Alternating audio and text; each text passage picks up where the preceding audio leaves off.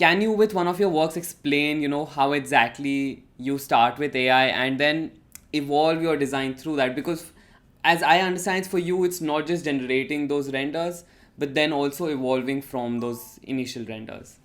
Yeah, so I have the newest one, like for example, I got this one where this image uh come to become this and that. So that's one of them. And then I have this parametric timber one that I showed for my PA course. And this one is definitely, I think, the most refined. So that's the original, right? Yeah. And then you do the sub D of this, right? Okay. So you model that manually. And then we have, after the modeling is done, um, you bring it into Grasshopper, in which you do this stuff. So this was then modeled in Grasshopper. And Uh, then you can see this is the final render. Then you compare that to the original. It's definitely not a simple process to try to get as close as possible True. because you have to take stuff that don't make sense and then find the geometry that does make sense. Yeah. So that's that. But it's quite interesting. Yeah, the whole process is super interesting of basically interpreting the 2D into 3D, and you have to do a lot of Yeah. thinking on your own end. But you see like the way I've done this type of interweaving timber Yeah. because this is what the 3D, I mean the Midjourney kind of is hinting on without explicitly telling Yeah. you what this is a bit of a mess, right? So then you take that and then you really, really like bring it into architectonic and order. Do Horrible. you like try and stick to the original image as much as you can? Yeah, yeah, Or yeah. do you just also go This off like is that doesn't make sense, so I'll just do something else now? to the best of my abilities, right? Because that's the whole point is to try to rationalize uh an AI design. So that's the Hmm. goal.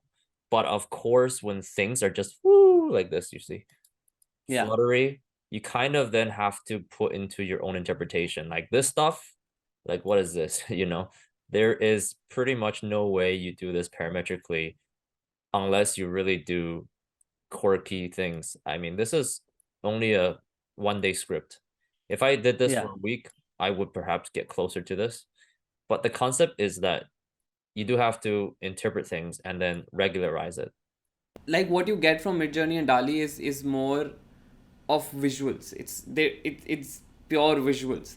And then maybe if you right now are just playing around with it, in software, so it doesn't matter as much.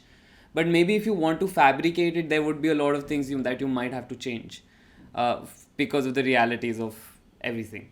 Yes, even on the prompting side, you can start learning how to prompt the geometry more realistically that it makes Uh, sense. So even at the early end of the process, you can start pushing it towards that direction. And that's what basically Midjourney has developed from version 3 to version 4 is that they've improved that process.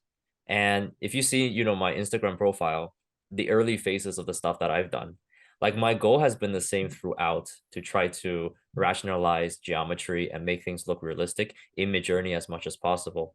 But yeah. throughout the development, the technology got better. My goal stayed the same, but the technology got better. So you can see from my Instagram the sort of evolution of that technology. I think it's really interesting to be able to start the whole conception from scratch just as an idea in your head and then generate it through text. But that process also requires you to sort of conceptualize the beginning, the composition, the materiality, what you want to bring into existence. So I think there's already a lot of element of control right at the very beginning.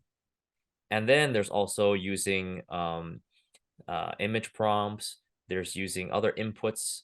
You could sketch. You could do some things that actually is, preconceived in your head and try to realize that with materials.